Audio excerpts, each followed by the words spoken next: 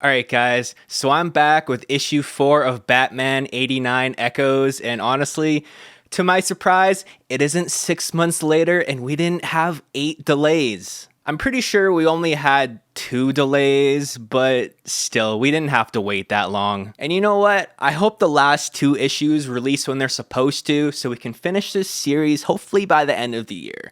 Because if we kept going at the rate between issue 2 and 3, that 6-month delay pretty much, we would have been finishing this series by the end of next year probably. So fingers crossed for consistency. So before we dive into today's issue, as always, let's recap what happened in issue 3. So last issue, we opened up with some war story time with Maynard as he is in a session with Crane. A little bit of information on Hugo Strange is spilled as it is revealed he was looking for volunteers to test on, and some most likely highly illegal and unethical practices. With this being war, especially war back in the good old days where nothing went wrong, where we only went to serve our country and nothing else, we only know the kind of depraved and inhumane things that took place there. Bruce catches up with his boy, Drake Winston, as we are drip-fed a little bit more about what is going on during these issues, and why Bruce is very poorly cosplaying as somebody that he doesn't even slightly resemble. We get a nice little flashback showing all of this as Bruce was stalking Firefly in the forest in the depths of winter. Harleen manages to snap a picture of Bruce's face within Arkham through security footage. We get what is possibly the worst riddle I have ever heard through Maynard. This universe's Riddler, by the way. We get Barbs' arrest, fuck yeah, followed up by Chuck catching up with his old best friend as he celebrates being a fucking douchebag. The issue wrapped up with my favorite part, where Bruce is subjected to Crane's fear gas as our unstable boy almost lets it spill who he really is. And to all of our surprise, Bruce does let it slip and admits that he is indeed Batman. But to all of our surprise yet again, the specially trained psychiatrist and doctor doesn't believe the drugged up fear toxin patient one bit after scaring him nearly to death in intense interrogation. Because in moments of insane, paralyzing fear, especially when you're pretty much being tortured, people do tend to let secrets slip. And with that, Crane stubbornly chooses to believe that Bruce is someone else entirely. Not Firefly, not Batman, but most likely a Fed. Which leads us to issue 4. So with that, let's dive in.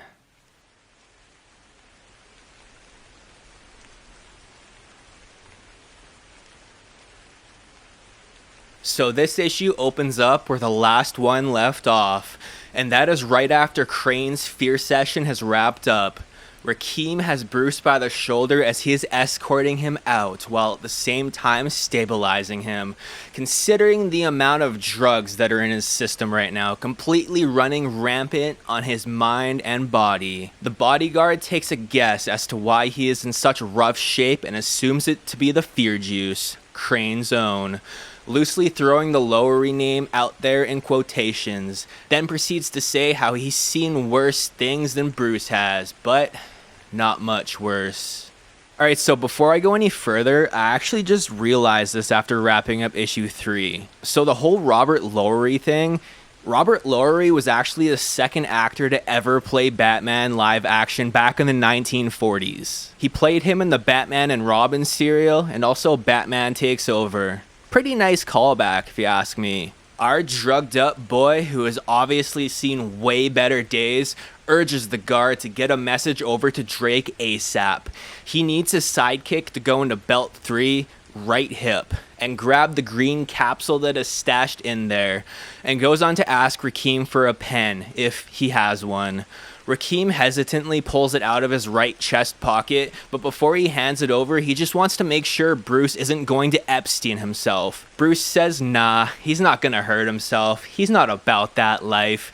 He just has to write down what happened before it gets lost within the ethers of his fucked up mind once he falls asleep, since he is damn near close to hitting that point. Before he can finish his sentence, Bruce is losing consciousness and proceeds to fall forward. The guard catches him mid-fall and affirms Bruce that he is sedated to the tits, the biggest tits he can think of, and that if he hits the floor from losing consciousness, he will be out cold. Rakeem tells Bruce to keep it together. Bruce says that even if he hits the floor, he will stay awake, and even if he doesn't hit the floor, he will stay awake as well. It's that iron mind that he has. It's impenetrable, except to fear toxin though. Our boy urges Rakeem again to just give him the goddamn pen and to do what he asked. It isn't much. After getting thrown into isolation and given a pen and piece of paper, which is kind of a big violation to do by the way, but who gives a fuck? Bruce starts to write down everything that just transpired on the backside of Maynard's cryptic puzzle number 266. It's also to note that he has to solve 12,500 of these to properly escape from Arkham. He notes that he was hit with fear toxin administered by Crane himself, which triggered an image. The image was Batman. In the midst of writing down the madness, he is slowly losing it. Bruce rips open his pant leg to expose a bandaged up and bloody thigh from his hot pursuit in the first issue. To keep his consciousness, he stabs the pen into his wound to give him that shot of adrenaline that he desperately needs to keep it together, lying to Rakeem in the process of not planning to hurt himself with the pen. Shouldn't there be cameras in these isolation rooms to constantly be monitoring what these patients are doing? It was established that Arkham does have security cameras, and you would think, within Arkham, that these isolation rooms would be the first rooms and the most important rooms to have these security cameras set up so the inmates don't Epstein themselves at some point or another. But, yet again, I think I'm just asking for too many answers within this comic book. We change over to the Batcave, where Bruce's request is being followed through with. It is determined that the green capsule is in fact nepenthelene, a drug that prevents the brain from forming permanent memories. Alfred holds the green capsule in his hand as Drake stands in the background looking tough as fuck. He theorizes that there is no doubt that someone saw or learned something that our Bat Boy would like them to forget. We catch a glimpse of some suit variants in the background, which is a nice little attention to detail, since I really do be wanting to know what other kinds of suits and gadgets that our Caped Crusader has within this universe. Drake corrects Alfred on this little theory and states how Bruce wants the pill for himself and that he can't go to sleep until he takes it. Alfred understands now and realizes that Bruce saw something that he needs to forget. Alfred, who is still in the dark about everything that is going on, pushes and assumes Drake can't even fill him in even a little bit on what the fuck is happening, since he is confused and kind of annoyed in the process as well, since before Drake came along, Bruce told Alfred everything. There wasn't a secret that was withheld from him, not a thought that was had without Alfred getting the insight to it at some point. But now, with Drake, everything has changed. Alfred doesn't like it. Alfred wants the good old days back. Drake asks Alfred to tell him what he has figured out so far. Alfred, annoyed that Drake just can't fill him in and be upfront and honest, keeps his composure cool and calm, taming the vicious animal inside of him, and tries to unpack what he thinks is going on. So, from watching the TV, he thinks Mr. Wayne is undercover in Arkham in extremely bad makeup and false fingerprints. Finally, someone else actually said it, because his disguise absolutely sucks, and I'll continue saying this. Bruce is investigating the accidental death of his former employee, Dr. Hugo Strange. He developed the drug which Drake now holds in his hand, nepenthelene, which is a drug intended for bratty little shits like Drake should they ever discover Bruce's very strange and all-consuming pastime. You can tell Alfred is having a hard time containing the beast as of right now, and just wants to kick the shit out of Drake. In response, Drake smirks and says how even though Bruce hasn't filled him in on a goddamn thing, he does trust him. Because, well, I hope so. But he's trying to protect him by withholding the information. Being in a constant Sigma grind set mode, he thinks he can do everything by himself, which obviously Bruce can't. And that's the biggest problem with his business model, so to say. It's kind of flawed. As they wrap up their interaction, Drake leaves the manor as Alfred stands in the doorway, basked in nothing but shadow, which represents his shadow side trying to take over and wreak havoc, since it has the potential to, but he stays calm and proceeds to hold it all in. Drake thanks Alfred as he is on his way out and asks if his car is running okay when he had to bring it into his shop in the first issue. Alfred, wanting to say more but chooses to say less, says yes, and thanks him again while biting his tongue. Robin tosses Al the afternoon paper, and on the front page is none other than Barbara Gordon herself. Bribery scandal rocks Gotham PD. Oh no. Barbs is in trouble. What are we gonna do? We catch up with our favorite crazy psychiatrist as she is currently taking on a client in what has to be the pinkest room I've ever seen. The client is lounged back in the chair as Harleen Quinzel takes notes of the current session. The client, who is basked in shadow, admits to my dogma. What I hate is the ingratitude. I mean, she's lucked into this information she doesn't even know how to use, so I show her. I help her advance her career, but when I need her to share it with me, she just blows me off. Kinda fucking pisses me off. Miss Quinzel, looking completely attentive and fully immersed in what the client has to say, cuts the client off to say how their time is almost up and proceeds to ask if there is anything new on the Mr. B front. We catch a glimpse of Harleen's notepad to show that she is very well indeed immersed in the session, as she is drawing up logos for her show of exposing and taking advantage of mentally ill people for her own fame and fortune, taking people at their lowest and using it for her advantage. No lie though, I kinda like the logos. I personally like the dark side with Dr. Q. It's got a good flow of words, and the logo looks very fitting for the time period. The client replies and states how the whole Mr. B thing is old news now. Harleen says how she is just trying to wrap up old business by asking that, by tying loose ends from past sessions, since she has some rather exciting news to share. She's gonna have her very own show on ACN. She's gonna be on the television, man. She's gonna be a star. And she's gonna be a celebrity doing what she loves most. But the sad part is, she'll be giving up her private practice of providing these sessions. The client rises up in shock and anger to show that yes, it was Catwoman all along sitting in the chair. And this also confirms that in the very last pages of the OG 89 run, it was in fact Catwoman providing all of this information to Barbara Gordon, saying that she is gonna be her Oracle. I really hate how I'm reminded of that, because between Drake saying how he's going to be the Avenging Eagle and Catwoman being like, yo, I'm going to be your Oracle. Dude, it's just so bad. Do better, Selena. And also, you too, Drake. Selena is stunned by Q's news and says how no, she can't just quit on her after everything she has told her. She can't just air all her dirty laundry for Q to be like, yeah, you know what? Fuck your laundry. I hope it gets rained on by the chemically infused raindrops that come from this cesspool of a city. And you know what? After that, I hope it gets stolen by a petty thief looking to make a few extra bucks. Damama admits how she will miss Selena. Damn, girl, I'd miss you too if you were my psychiatrist. Wait, so if Q knows that Catwoman is Selena, then why is she wearing her mask in therapy? Masks come off in therapy, but with this whole persona therapy thing, with the mask that you put on being your true face, covering the mask that you wear every day your real face, okay, I get it now, I answered my own question. I should know this by now. Selena gets dominant and states how Harleen is not going anywhere, and you know what? Fuck her show. Q will keep on seeing her 3 times a week because she hates ingratitude. She stands tall and intimidating over Harleen, making her cower back in the process.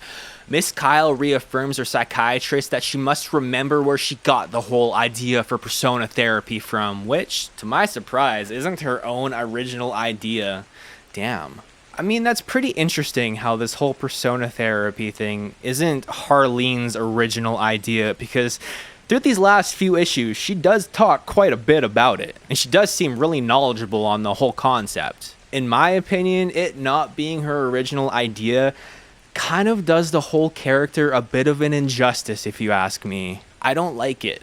I don't like it one bit. We fade this interaction and open back up to Brucey B getting waken up in his padded cell. Our boy succumbed to the fatigue from the looks of it. Rakeem tries to wake up Bruce and he succeeds. Bruce sits up in pain to say how something is wrong with his leg. The guard is standing there completely unimpressed, since to his surprise, he was lied to by the inmate at a psychiatric asylum. Like, he didn't see that one coming one bit, and tells Bruce how, yeah, there actually is something wrong with your leg. There's also something wrong with your head too, because you kinda gouged the shit out of that bullet wound. As Rakeem tells our mentally unwell boy how he gave him the best first aid that he could, he is cut off by Bruce being confused and asks when this whole thing happened. The guard goes to pick up Bruce by the arm and tells him how it was last night when he brought him the pill that he requested, the nepenthyline. Rakeem is a little confused how he doesn't remember this entire interaction, since he is kind of unaware of what the drug he gave him does. Bruce states how he doesn't remember a thing as he holds up the piece of paper he wrote on that says, "Read me now." So he does read it now. As Bruce is back in the confinement of Shady Lane, he meets up with Maynard. Our boy seems to be asking about Kashif, and Maynard is a little confused and goes on a question of Bruce's mental, since they had the whole discussion surrounding Kashif yesterday. B-Dubs says, "Well, that's the problem. I lost yesterday, somehow. Last thing I remember was 2 nights ago." Maynard realizes what is going on and says how it must be the nepenthyline and how he must have seen something Crane wanted him to forget. Although it was Bruce who was the one wanting to forget. He puts his arm around Maynard in a best buds kind of way and says how, yeah, maybe that was it, and wants to know all about Kashif. Again. It is here where we flash back to war and Maynard tells the story. It was pretty early on when we captured him. We didn't realize that Bruce interrupts to ask if Kashif was a prisoner of war. Maynard says how, oh yeah, he was a doctor in his former life. He knew all of this lore, herbal medicine and whatnot. A guy got wounded, he could make it stop hurting, and we needed a translator, so he volunteered. Bruce, with all his expertise, says how a prisoner of war can't volunteer for medical experiments, and it's a huge violation. Maynard loses it as he starts laughing and says how the entire program was a violation. Everything that went on was one big red flag after another. There was nothing that wasn't a violation. He gets back into story. So by this point, Kashif and Strange were thick as thieves, trading formulas and such. Like, he had all these special privileges, ate better than we did, everything. The two of them would stay up all night playing cards, talking about the human brain and all the ways they could potentially manipulate it, and in a way, brainwash people into new thought patterns and behaviors that aren't their own. They also talked about ways to alter the human body to make super soldiers of their own. It was very intelligent, high IQ shit that they talked about, but at the end of the day, incredibly morally bankrupt and very along the lines of, just because you can do it doesn't mean that you should do it. But like I said, this entire operation was a violation. Maynard asks Bruce if he understands what is going on now, and before Bruce can answer if he does, Maynard explains it anyways. Kashif volunteered so he can scope him out, figure things out in the process. He wanted to know what Strange knew, and he would go at great lengths to figure that out. Some say that he pushed it just a little further than he should have, since, he's kind of in a coma now. The funny thing about Kashif ending up in a coma, though, is that it happened exactly 1 day after Hugo had his little accident, which ended his life. Convenient. Fingerprints are being analyzed. The men analyzing are a little confused at what is being shown and wonder how what they're seeing is even possible. The guy in the middle says how it was a routine cross-check. No urgency. One of the guys, who looks a lot like a young Jim Gordon, says how the army always takes a couple days to dig up the prints and how they sat on them for a couple days before, but is interrupted by the guy on the right pointing out how the prints don't even match. They're not even close whatsoever. They're analyzing both Gotham's Unabomber and Bruce poorly cosplaying as Gotham's Unabomber's fingerprints, as pictures of both Robert and Bruce are shown on screen. They figure out that the Robert Lowry that they infiltrated and apprehended is indeed not the Robert Lowry who served in the Gulf. The other cop says how if they picked up the wrong guy, then False Kaczynski could have just said so instead of letting them take him on a one-way trip to Arkham. The whole thing would be easy enough to prove, but suddenly he remembers the decoy, the corpse sitting in the chair. He asks if they ended up getting any prints off of him. Nah, they're all burned off. The cop, detective, whoever the fuck, asks if it was the blast that burnt him off. And young, scraggly looking Jim Gordon says how, normally you'd find a couple partials from a blast of that magnitude, and how since there is nothing to be found, the whole thing smelt a little funny to him. The other guy, that's his name now, the other guy, theorizes that what if the corpse was actually the real Unabomber, and that this Bruce Wayne, Michael Keaton looking motherfucking whack job killed him, burned off the fingerprints, and took his place in the process. Young Jimmy G is confused at this newfound realization. The other guy detective aggressively suits up and is on his way to Arkham to ask the imposter himself. Shit. Doc Crane is in his office looking at some lab samples on some mad scientist type beat shit as he is interrupted with news of the feds paying them a visit. Crane already knows that they are on their way to get their star patient. He is 2 steps ahead. He is always 2 steps ahead. Except when figuring out who Bruce really is. He is 100 steps behind and refuses to advance. Crane is supposed to have his star patient ready for pickup in 20 minutes. He must have gotten a message to them since Crane assumes that Bruce is a cop and states how he almost broke his iron mind and he was on the cusp of having him spill the truth on why he is there in Arkham. But he was a tough little monkey to pull down from the tree. They have to assume the worst of the situation, so he demands to close up shop. Rakeem walks in with Desmond as he requested. Doc Goldblum thanks the guard and tells the gentleman to take the suitcase he'll provide to them down to the janitor's room offside of the lobby, and to see that Mr. Lowry gets his ass into persona therapy as soon as possible. The clock is ticking and there is no time to waste. Crane draws some fluid from a vial into a syringe and tells Desmond to make himself comfortable while he tidies him up. Des says how he hasn't even had his meds yet. He's kind of jumping the gun because he needs his sedatives. Crane assures his patient how it's okay and he is making a slight change to his regimen. He sticks the needle into Desmond's arm, injects the substance, and asks if he trusts him. Honestly, there is no reason to trust this man whatsoever. We are now in persona therapy as Miss Quinzel is all dressed up, embodying the person who she truly is on the inside. She tells Mr. Wilson how the reason she is wearing her makeup is because in persona therapy, they use masks to express their true selves.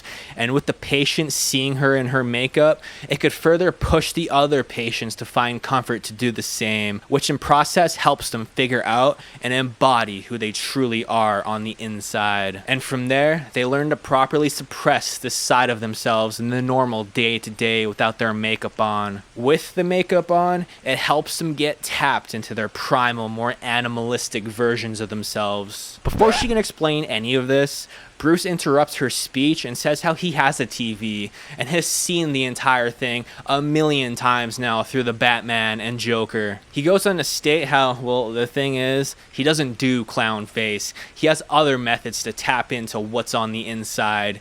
Q says how, well, that's fine, but they do encourage everyone to express themselves in whatever fashion suits them. Bruce understands the assignment all too well, almost like he was the first person to fully grasp this concept, and asks for some black. By saying he doesn't do clown face, Q thinks he is about to do blackface and hopes that his methods are going to be appropriate. Bruce says how, yeah, it's going to be appropriate, don't question my methods, and says how since he is in a room full of jokers, which isn't quite the most authentic thing, he is Batman, as he blacks out half his face and smirks. Maynard gets triggered and says how he can't do that since, well, Batman is his trigger image. Bruce gives him a smack to the face, says fuck your feelings to get over it, and asks if he really does look anything like Batman.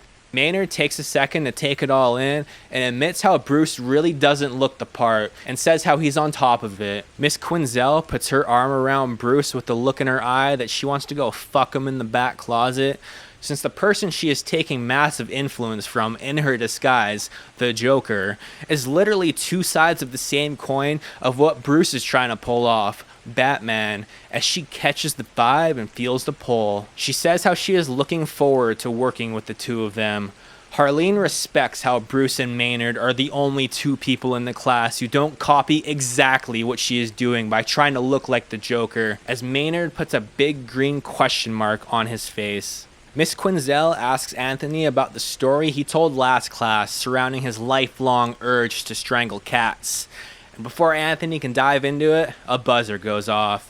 Q, annoyed, asks what now? Desmond is escorted in with a bag over top of his head with the two guards behind him. The one guard tells Harleen how they have the third patient for her. She is confused and she wasn't told about this. Dr. Crane said how they're all supposed to come up as a group. Miss Quinzel is taken aback by how large Desmond is as the two guards frantically make their exit. Harleen is asking why he is wearing a hood on his head as the door slams. Both the guards stand outside happy to be out of the way with whatever is going to transpire. Desmond takes the sack off of his head as Maynard instantly knows what is going on. He says how this whole thing is really bad and they gotta run and get to anywhere but the room that they are confined in. The patients realize how it's Desmond in the room with them and note that he has hopped up on Sammy's. Our guy is high as fuck. Desmond has a flash of panic and rage as Maynard realizes what his trigger image is. It's clowns. Perfect place to be where literally everybody but Bruce and Maynard are dressed up as clowns. I feel like this is about to be like a bowl in a china shop. Des grabs the first clown that he sees by the throat and demands all clowns must die, as he now has him firmly by the leg, about to beat the living shit out of him. Hell breaks loose. Bruce steps up to Desmond and instantly gets smacked out of the way. He urges Q to get to the door as he is in mid-fall. Harleen catches Bruce in her arms, and instead of Harleen asking Bruce if he's okay, he asks her if she's okay. Harleen tells Firefly how he's very chivalrous, and how there's a nearby broom closet that they can meet in after they escape from the clutches of Desmond and his eternal hatred and fear of clowns. Bruce tells Harleen how yes, he is really down for meeting her in the broom closet, but first, he needs to take care of the situation. With that, he goes to pull out his bat button which Drake gave him last issue. Drake is on the phone with Rakeem as he is getting informed about the feds who are on their way to Arkham as they speak, and asks who tried killing Bruce. The bat button beeps in the drawer and he pulls the thing open. With all of the shit hitting the fan all at once, he apologizes to Rakeem and urges to call him back. He opens up his very own little bat cave, or Robin's nest, so to speak, to show off his new and improved suit, along with what I assume to be the ride that Bruce gifted him back in issue 6 of OG 89. Hope you know what you're doing, B-dubs, cause I sure don't. As the detectives pull up to Arkham, an explosion takes place from the top of the building. Bruce's plan is now in action. As the three detectives sit there in a surprised horror, the left detective urges Zito to call in the cops and for McCormick to get a crew over there stat and watch that hole in the wall. And last but not least, nobody leaves until they have our boy. Crane, now Scarecrow, is seen creeping from inside the maintenance room as he is about to make an appearance. Probably also waiting for Harleen and Bruce so he can watch, since this was the room that she wanted to meet him in. The emergency alarm is now going off. Schultz makes himself known, says how he is part of the marshals and how the asylum is expecting them. As Schultz staggers in, he is told that he can't go any further into the asylum since there's an explosion and they need to evacuate everyone. He knows what is going on and makes it known that they are there for the guy who did it. Back in the padded room of threat, Maynard asks Bruce if the blast was his own doing. Bruce says how, yeah, it's what he does since, he's the Unabomber. He tells Maynard since how he knows this goon, he must know how to stop him. Maynard has to take a second to think, but he needs to think faster because, the pressure's on. Desmond has another clown 10 feet in the air by the throat, and Maynard makes an attempt to stop the massive threat. Hey, Desmond, Blockbuster, I got a riddle for you. Maynard? Desmond asks. What has 4 legs and makes you go, nyah? 4 legs? I don't know. A chair. A chair? I don't get it. Desmond is met with an unexpected crash. Our boy just pummeled Blockbuster with a foldable chair, putting him down on all 4s. Maynard says how that'll only buy them 5 seconds and how they need to break his ankles. Bruce is taken aback by this request. Maynard says how if they don't follow through with this request, he will just keep coming. He won't stop. Working as a team, they flip over Q's desk, crushing the monster man. Bruce takes the lead as he starts evacuating everyone out of the room as the fire sprinklers are going off, setting the mood. Miss Q is struck at the sheer level of man that Bruce is within these moments of danger as she brushes up against him and thanks him. Without him, everyone would have gotten killed. Bruce orders her to move and to get her patients out of there. Northeast stairwell, 5th floor, get there. There's going to be a big hole in the wall. You can drop down the fire escape from there. Just trust me. Harleen can't resist the pull to Bruce as she wants to ditch the whole broom closet plan and to just fuck him right then and right there. She realizes that the Joker was never the right person to fall for, and it is now the crazy inmate who is blowing up the asylum. Which, honestly, is very Joker-like. Their moment is interrupted by Maynard. Harleen is annoyed. Desmond is still running rampant in the background. Des stumbles out of the room in a fit of never-ending rage as he starts closing in on the 3. Bruce demands to borrow Harleen's Meg card. She thanks him for getting them to safety and says how if she can ever repay him, she is more than willing and more than ready to do so at whatever the cost. As they all make their exit outside, Bruce demands Maynard to come with him and how they are going to make a one-way stop to Crane's office. Maynard calls attention to the door. It's Desmond, pounding and yelling his way for an escape to finish those 2 off. As the 2 make their way into Crane's office, it is empty. Everything has been evacuated. What remains are a few papers, a broken lamp, and leaking vial. Bruce says how the doctor must have checked out in a hurry. He must be up in the gene splicing lab, trying to clean up his mess up there as well. Trying to erase the fact that every missing inmate has actually been subjected to his experiments to perfect the splicing of DNA between humans and flies. Crane was so close, just had a few bugs to iron out, so to speak. Perfecting it was damn near in his reach, given a couple extra days, if it weren't for that meddling Unabomber claiming to be the Batman. This gives Crane an idea. Maybe flies weren't the ideal candidate to choose to splice the DNA with humans after all. Maybe bats would be a better fit. Genius! He writes this idea down for later days when he can set the lab back up again and pick his experiments up where he left off. Back in the doctor's office, Maynard states how that creep gives mad scientists a bad name. Bruce holds up some vials in search for his fear formula. Maynard tells our boy how he is going to go find Kashif and how he'll be back in 5. Come on, you scumbag. You got sloppy. I know you did. What'd you forget? Wait.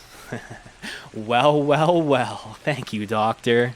Bruce empties out a sharps container containing used syringes with what I assume to be remnants of the fear toxin still lingering in trace amounts. Maynard runs into Kashif's room and is told to stand back, how the patient is to not be disturbed. Maynard steps back and accepts the circumstances of the situation as the guy in the room by Kashif's side is praying for him. Outside, the marshals are met by the GCPD. Schultz tells his guy that they have to have a controlled evacuation and how they don't want their perp waltzing out of there in the midst of a panicky mob. The nearby cop asks if their star boy was the one behind the blast. Before he can answer the question, a fear bomb drops and starts leaking out fear toxin. Schultz urges the cop to get back, but that won't help them. Nothing will help with what is about to transpire. Everyone starts hacking and coughing, breathing the smoke deep into their lungs in the process. It takes hold on them, and they all realize that they're in deep, deep shit. Scarecrow emerges and slashes the throats of 2 cops standing in his way. The 3rd cop can't help but become a victim to the high level of fear toxin in his body as he screams. Just give in, it's easier. We are back on the rooftops with Bruce and Maynard. Drake is perched on top of the doorway. Our boy urges Maynard to get the fuck out of the way. Maynard mistakes Drake for Batman and panics. He quickly realizes that the hooded figure might not actually be Batman and questions it. Drake says, "Batman? Hell no," and asks who this guy even is. Bruce assures Drake how Maynard is cool and he's with him, then asks if he can rig them all up a zipline. As Drake pulls out a zipline from his questionable new outfit, like, what the fuck are these necklines? He aims, shoots the line, and asks what is up with the black goo on Bruce's face. Bruce smirks and says how it's therapeutic. Our boy steadies Maynard up onto one of the pillars on the rooftop and tells him how they're gonna get him out of there. Maynard looks down, chokes, and admits how he has a debilitating fear of heights. Before Maynard can finish his sentence, he is released and makes his way down the zip line. He lets out a big scream and is met with a thud, most likely slamming into something to stop his ride on the zip line. Either that, or he kind of just lost grip and fell to his death. It's kind of vague about what actually happened, since both options are pretty possible, but I really don't think that Bruce would have let Maynard fall to his death and then instantly slough it off like it was nothing. But I mean, like, given how many people that this universe's Batman has killed in Batman 89 and Batman Returns, it isn't far off to assume that. So that's why I said that both options are possible, but I want to think the best for Maynard here. Drake says, ew, either confirming that he did fall and got splattered like a bug on the pavement, or the crash into the wall was that painful. I don't know, man. He goes on to say how that's gonna hurt tomorrow. Bruce follows that up with how there's a lot of smoke down on the street, then asks what is in the sack as he holds one up. Our boy pulls out a briefcase as Drake tells him how, oh yeah, that? Well, Alfred did your laundry for you. He smirks and proceeds to open his bat case up. Shit's about to get real. Bruce opens it up and suits up with some pretty cool technology where he presses the bat emblem and the rest of the suit kind of just emerges out of it.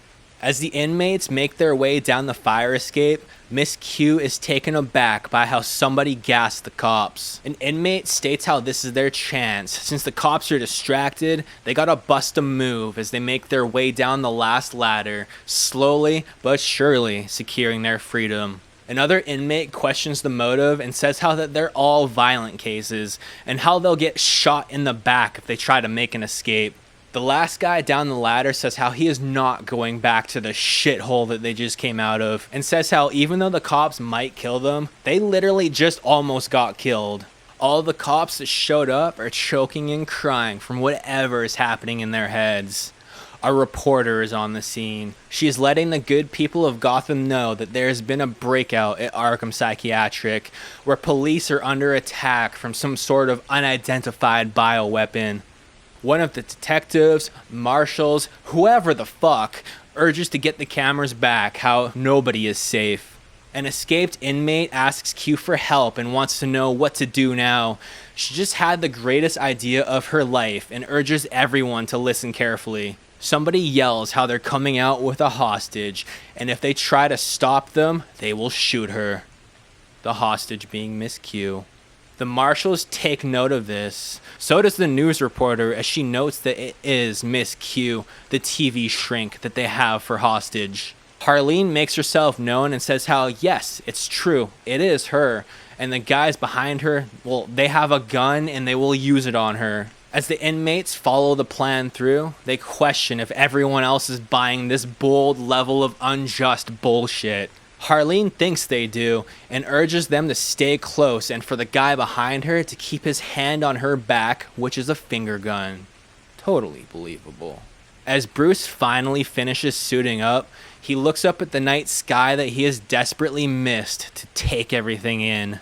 It's good to be back, he thinks to himself. No more pretending to be anyone. No more pretending to be Robert Lowery. No more pretending to be Bruce Wayne. He can finally let his true self shine. It's been so long. He has never felt more himself in months. Schultz goes on to ask why this so-called doctor looks like a circus clown.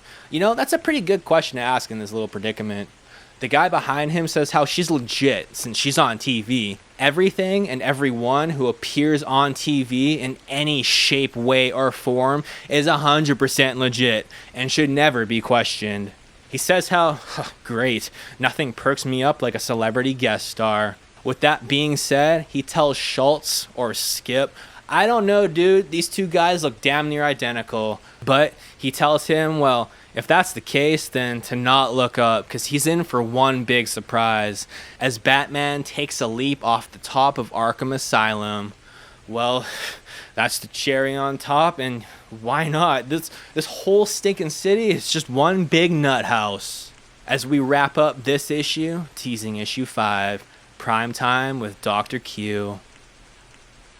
Wow, that was some good content.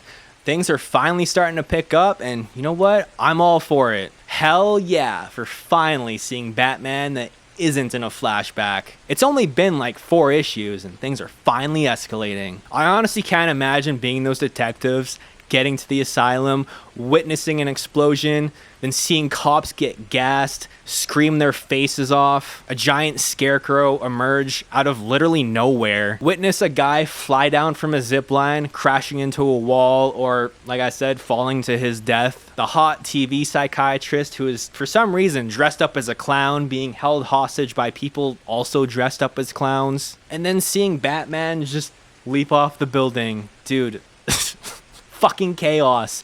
Gotham is just one big fever dream. I gotta admit, that was a really good second half of this issue. Like, writing this issue, I was on the edge of my seat for the entire thing. And I haven't had that during any of these past issues. I'm just gonna say it, if you haven't already got it, this has been my favorite entry yet. We finally got some solid and somewhat concrete answers as to what the fuck is actually going on, instead of just being drip-fed information here and there. We got to revisit that Catwoman Barb's Oracle thing, which really had me wondering, after the wrap-up of 89 issue 6, if that actually was Catwoman providing Barb's all of this intel. And by saying that, I have reminded myself again about Catwoman being like, I'm gonna be your Oracle.